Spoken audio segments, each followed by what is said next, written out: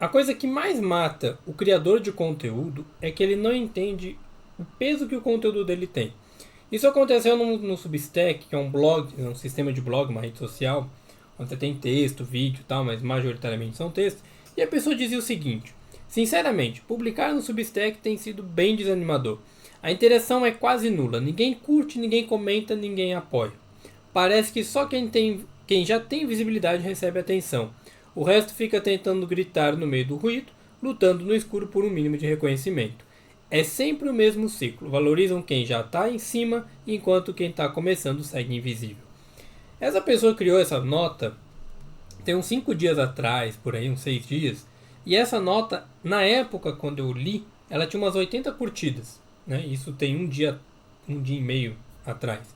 E hoje, nesse momento que eu gravo, essa nota ela já tem 280 curtidas, 51 comentários e 17 repostagens. O perfil que essa pessoa criou tem, hoje, se eu pegar aqui e atualizar a página, ele já está com 25, 28 seguidores. Ela tem, a princípio, 5, 6 postagens. Ela postou agora, a primeira vez, dia 29 de abril. E a última no dia 11.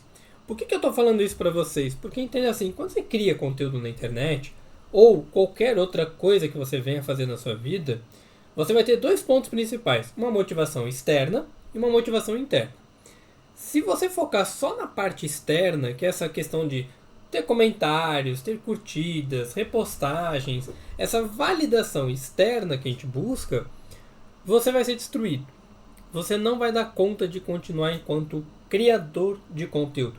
Mas, Rafael, o criador de conteúdo ele não tem que monetizar o seu conteúdo? Sim. Nós, criadores de conteúdo, monetizamos a nossa inteligência. Monetizamos o nosso conhecimento. Like, compartilhamento, visibilidade é consequência do que você faz. Não quer dizer que se você criou e não teve nenhum like, é ruim. Às vezes, as pessoas não receberam aquilo. Não quer dizer que você não teve comentário, não valeu a pena. Às vezes as pessoas comentam entre elas e não na publicação. O comportamento humano ele é diferente na internet. Por mais que ela ainda seja parte do mundo real, ele é diferente. E isso chega ao nosso segundo tópico que eu queria colocar aqui, que é o seguinte. Tem um cara que ele se chama Landon Poburan e ele escreveu hoje a seguinte nota no Substack. Quando você cria sem comentários é diferente de sem impacto. Não ter curtidas é diferente de não ter ressonância. Não ter compartilhamento é diferente de não ter mudança. O impacto ele vem do silenciamento muitas vezes, né? Ele acompanhado do silenciamento. Não é porque você não vê que não está acontecendo. Continue fazendo que um dia você vai perceber aquilo ali. Mais ou menos nesse sentido, né? De que continue construindo, que em algum momento você vai ter um clique e tudo isso vai servir como base para o teu processo. A ideia que eu quero trazer para vocês aqui hoje, sumariamente, é que assim, quando você cria um conteúdo, quando você para fazer as suas coisas, a internet nem sempre vai ressoar da mesma forma. Quando eu li essa nota do, sinceramente, o Substack é bem desanimador e tal, eu associo muito o que eu vejo que é o movimento da galerinha do Instagram migrando para outras redes. Por quê?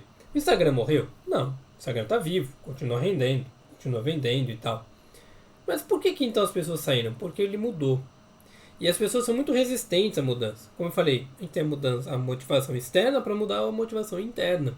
E na hora de criar um conteúdo, você vai ter o mesmo processo. Se você não parar para olhar por que eu quero criar aquilo, você não consegue fazer.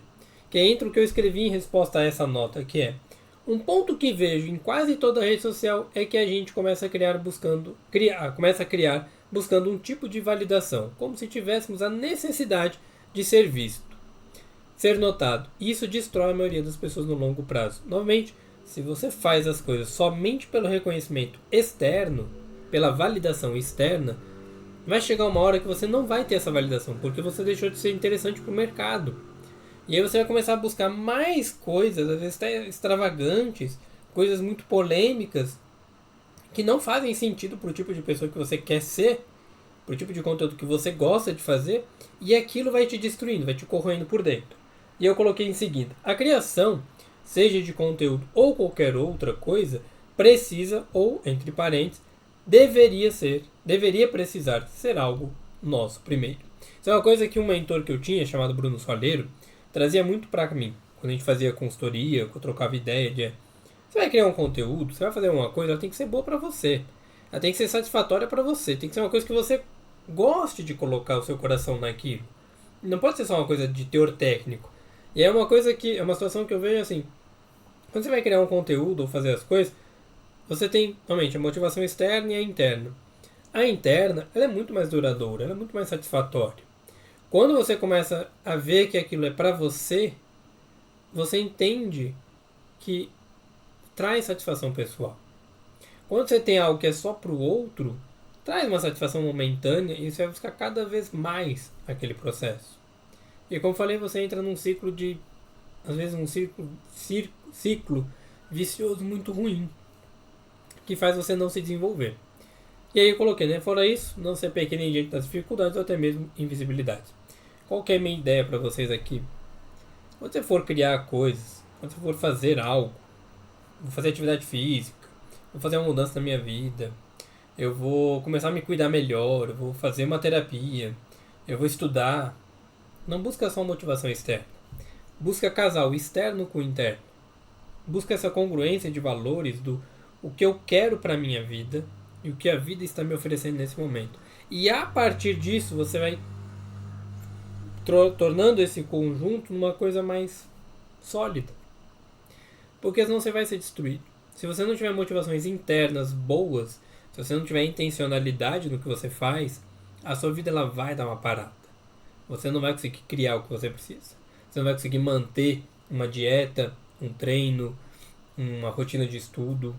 Quando eu falo de rotina, deve ter algum vídeo solto por aqui, mas quando eu falo de rotina, as pessoas falam assim, mas é muito aprisionante, né? Você fica preso àquilo ali. Eu falei, não é pra você ficar preso, a rotina é pra você ficar flexível.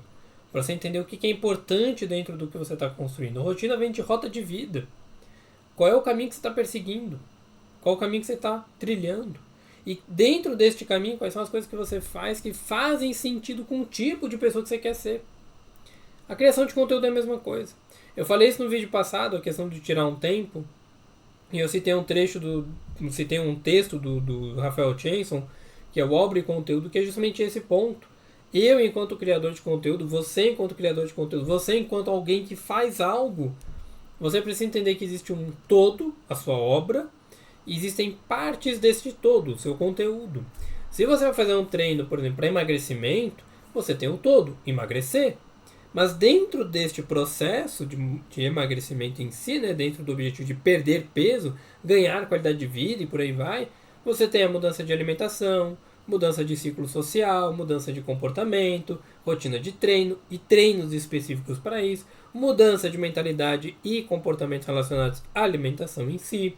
Se for o caso, uma questão de bariátrica. Então, assim, são pequenos conteúdos direcionados para a sua obra, alinhados com ela, que fazem a sua vida acontecer. Não é simplesmente vou criar conteúdo aqui porque eu vi um monte de gente criando e agora eu vou enriquecer junto. Não. É a mesma coisa no TikTok, é a mesma coisa no Substack, no Instagram e por aí vai. Se você não tiver uma estratégia de criação de conteúdo, de aquisição de leads, né, de clientes, de pessoas que estão te acompanhando, e dentro dessa estratégia ela não estiver ressoada com os seus valores, a estratégia até funciona, mas vai chegar uma hora que ela vai te esgotar. Que é o que eu vejo muita gente passar. Quando eu vou para os atendimentos, o pessoal dos bastidores, a gente nota muito isso. Pessoas que estão cansadas, estão produzindo, principalmente hoje em dia, né, muito com a IA, e elas produzem, e elas não sabem por que elas estão produzindo. Aquilo perdeu sentido, perdeu valor. Então, quando você estiver fazendo as suas coisas, para um pouquinho e veja qual é o valor que elas têm, qual é o sentido que elas têm para você.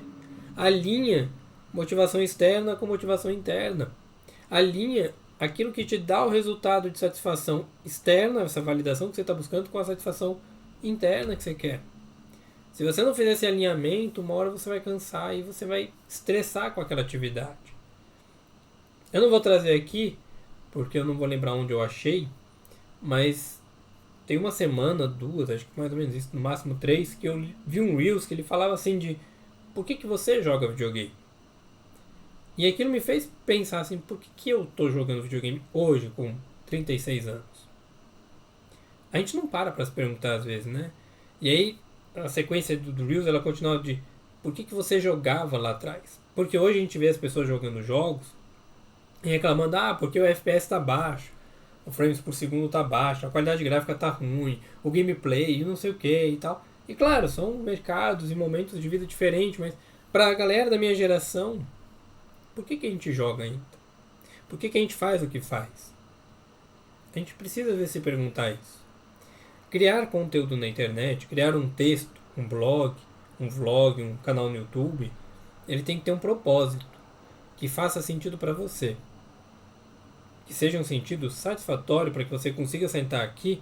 E claro, por mais que você ainda não tenha uma estratégia de crescimento, eu, por exemplo, não tenho, a minha estratégia é sentar e gravar, mas por que você está fazendo isso? Por qual motivo?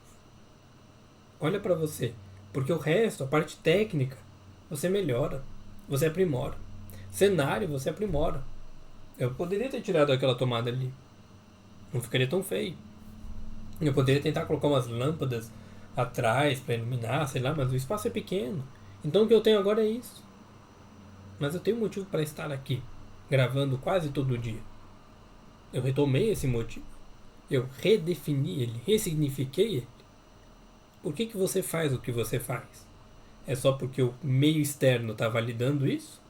Ou tem algo aí dentro que faz você fazer essas coisas? Pensa um pouco nisso. Avalia dentro de você. Por que você está fazendo o que você faz?